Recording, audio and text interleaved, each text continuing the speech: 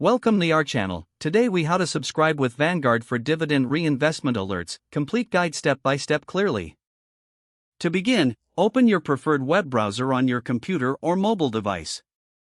Type Vanguard into the search bar and press enter.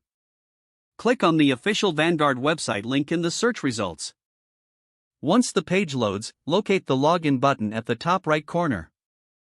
Click on the login button and enter your Vanguard account credentials. After logging in, navigate to your account dashboard. Look for the Accounts and Trade tab in the main menu and click on it. From the drop-down menu, select Dividends. You will see options for dividend preferences.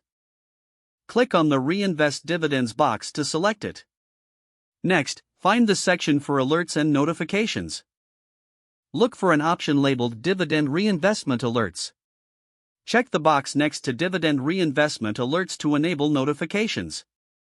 Review your settings to ensure they reflect your preferences. If everything looks correct, scroll down and click the Save button. You should receive a confirmation message stating that your settings have been updated. Log out of your account once you have saved your changes. Your Vanguard account is now set up for dividend reinvestment alerts. If the page does not load, refresh the browser or try again in a private or incognito window. Make sure you are using the correct email address, then retype it carefully to avoid small typos. If your password is not accepted, use the reset option and create a new strong password you can remember. Check your spam folder for verification or security emails, then complete any requested confirmation steps.